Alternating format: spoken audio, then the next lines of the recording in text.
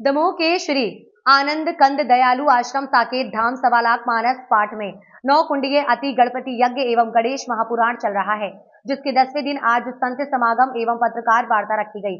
दमोह के साकेत धाम में भारत के कोने कोने से संत पधारे, जिन्होंने अपने आशीर्वचन से दमोह के जनमानस को अपने आशीष वचन और आशीर्वाद दिया। संत समागम में सनातन धर्म एवं वर्तमान आधुनिक शिक्षा को लेकर चर्चा की गई, जिसमें गुरुकुल जो हमारे सनातन काल में चली आ रही, उनमें संस्कार के साथ साथ शिक्षा भी दी जाती थी, लेकिन आधुनिक काल में ही शिक्षा तो मिल रही है, लेकिन युवा संस्कार विहीन होते जा रहे हैं। इसलिए अभी संतों ने अभिभावक से आग्रह किया है कि अपने बच्चों को संस्कार अवश्य दें, जिससे कि आने वाली पीढ़ी संस्कारवान हो सके। संत गरीबदास ने सनातन धर्म को लेकर यज्ञ और अति गणपति महापुराण व 9 कुंडीय यज्ञ के महत्व को बताया। वेदांताचार्य श्री भगवान के द्वारा सवा लाख मानस पाठ में यज्ञ सफल रूप से कराया गया, ऐसा आए हुए संतों ने कहा। एवं पत्रकार वार्ता में पधारे सभी पत्रकार बंधुओं को सभी संतों ने आशीर्वाद प्राप्त हुआ। हमारे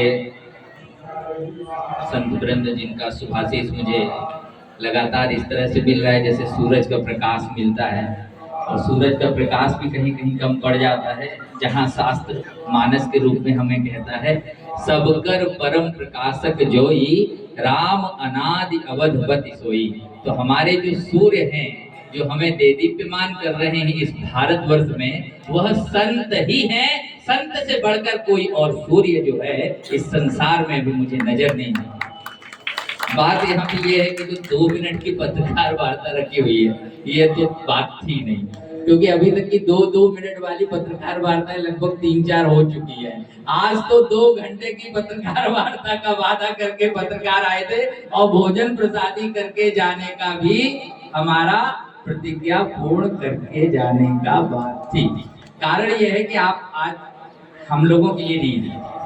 लगभग पत्रकार जब भी आते हैं तो वो आते हैं केवल उस व्यक्ति के लिए जो व्यक्ति उसे बुलाता है। लेकिन आप स्वयं विचार करिए कि दमोह की इस पवित्र भूमि में, जिसे आप साकेत धाम कह रहे हैं, यहाँ पर आप क्या वास्तव में केवल बाइट लेने आए हैं?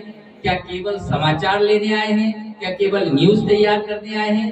या फिर आप वह अलौकिक गौरवान्वित इतिहास लिखने आए हैं जो यज्ञीय परंपरा का संरक्षण करता है? और वह यज्ञीय परंपरा अगर आज इस कलिकाल में देदीप्यमान हो रही है, नारायण के रूप में देदीप्यमान हो रही है, तो हमारे अग्र पूजनीय महागणपति के आशीर्वाद से हो रही है कि दमोह जिले में होने वाले जो भी सामान्यतः विघ्न हैं, उन सभी का हरण करके हमारे बालकों के लिए, नवयुवकों के लिए, माताओं के लिए, बहनों के लिए ऐसा आशीर्वाद प्रशस्त करें, ऐसा आशीर्वाद प्रशस्त करें जिसमें हमारे संत लोग जो हैं वह हम सबको ध्रुव और प्रहलाद बनने की शिक्षा प्रदान कर सके। हमें यहाँ कोई कलेक्टर बनाने के लिए, बाबू बनाने के लिए किसी को, क्योंकि आपको होना बेरोजगारी है।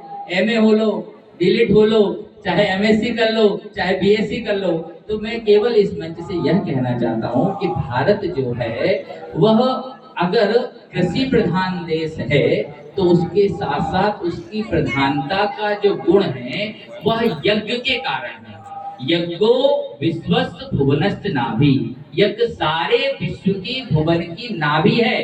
सूत्र कुछ आगे पीछे भी हो सकता है, मेरे संस्कृत के वाक्यों में कुछ उतार चढ़ाव भी हो सकता है, लेकिन भावनात्मक रूप से जैसे पुत्र अपनी माता के गर्भ में भोजन प्राप्त करता है और उसके लिए उसे किसी प्रकार का प्रयास नहीं करना पड़ता, उसी प्रकार इस पृथ्वी में यज्ञ के माध्यम से समस्त प्रकार के प्राणी, चाहे वह 4 प्रकार में से कोई भी हो, उद्भिज हो, तेजज हो, अंडज हो और जरायुज ही क्यों ना हो, उन सब के लिए यह यज्ञ ही भोजन देता है। जीवों की बात छोड़िए, देवताओं को भी अगर सीधे हमें कुछ अर्पण करना है तो यह यज्ञ कुंड जो है वह देवताओं का मुख कहलाता है। और हम जब देवताओं के मुख में आहुति देते हैं तो स्वाहा के साथ साथ जो प्रतिध्वनि हमें सुनाई देती है वह आहा की है। देखिए, आप पहली बार ऐसी पत्रकार वार्ता हो रही होगी कि आपके कर्णों में बाइट से ज्यादा, समाचार से ज्यादा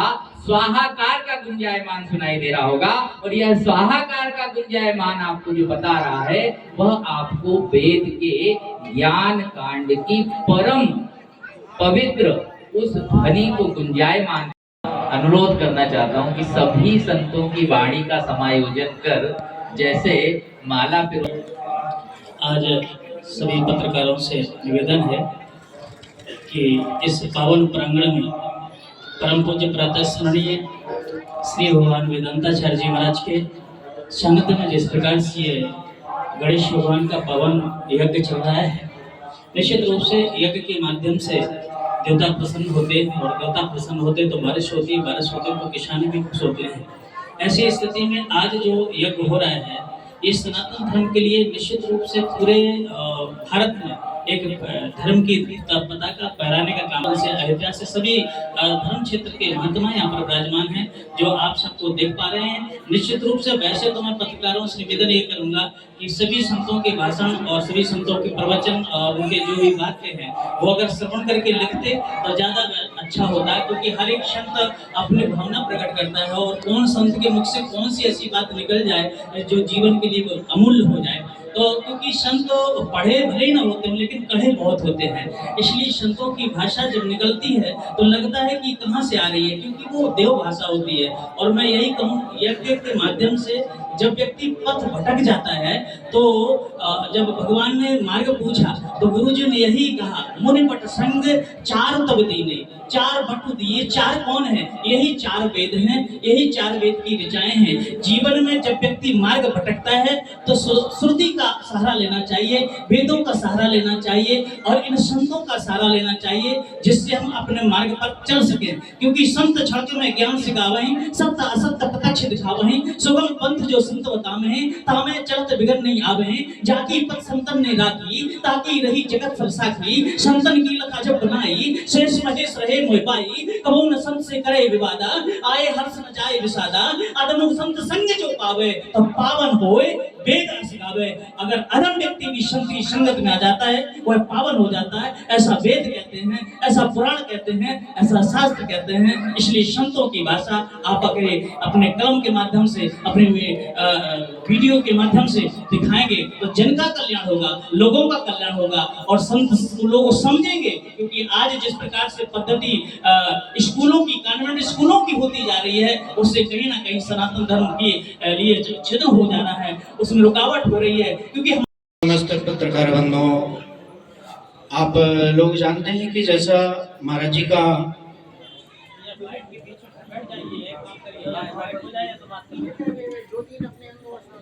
आप लोगों को विदित सादर आमंत्रित रहे हैं और इस पूरे कार्यक्रम में श्री अति गणपति रुद्र महायज्ञ के साथ आज यहाँ पर विशाल संत सम्मेलन प्रारंभ हुआ है, जिसमें कई प्रदेश के संत धर्माचार्य विद्वानगण पधारे हुए हैं। और ये इस दमोह भूमि के लिए बड़े गौरवान्वित वाली बात है।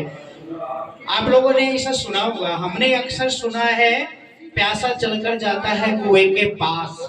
ये हमने अक्सर सुना है ना, जिसको प्यास लगती है वो कुएं के पास जाता है। लेकिन दमोह में तो ऐसा हुआ, कुआं खुद ब खुद चल कर आया प्यासे के पास। इन ना जाने कितने दूर से पधारे विद्वानों के पास रुपया खर्च करना होगा, समय देना होगा, तब आप जाएंगे और कुछ सुनने को मिलेगा। और मैं एक बड़ी मेरे लिए गौरवानी की बात दूसरी यह है, हमारे वेदांती जी महाराज इतना अकेला परिश्रम इन्होंने करके इतने संतों को आज इस मंच पर खड़ा कर दिया। मैंने इनको खुद फोन करके कहा, महाराज एक बार याद कर लेते तो 15 दिन में रहकर मेहनत आपके लिए मैं खुद करता। एक अकेला संत, और इसलिए मैं कह रहा हूँ कि संत तो वो शक्ति है। संत अगर चाहे ले तो क्या नहीं कर सकता है। संत अगर चाहे ले तो पत्थर को फूल बना सकता है। संत अगर चाहे तो पंजे को कमल बना सकता है। संत अगर चाहे तो पाकिस्तान में राम मंदिर बना सकता है। इस दमोह में इन्होंने जो कार्य किया है अकेले होकर, बिना सहयोग के, सहयोग है यत्किंचित सहयोग है। काम काम देहि में कमला काम सौदाम कर्ण काम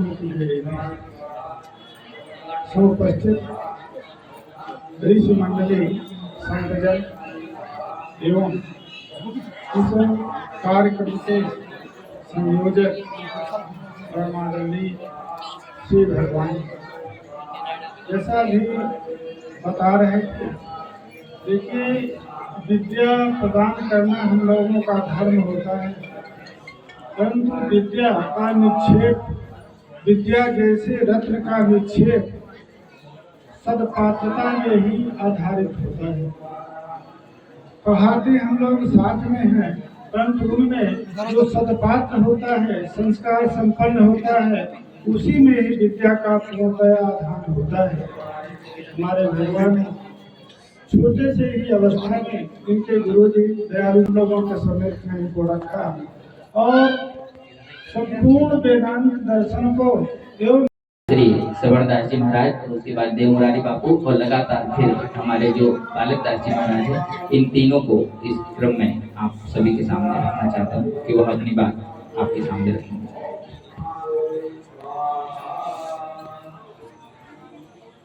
सानंदमानंद वरे वसंतम आनंद कंद हत पाप वृंदम वाराणसी नाथनाथम श्री विश्वनाथम शरणम प्रपद्ये। इस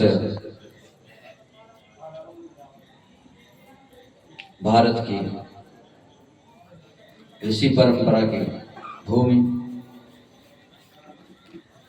दमोह क्षेत्र का यह अद्भुत साकेत धाम स्थल और जिसमें महागणपति यज्ञ संचालित हो रहा हो,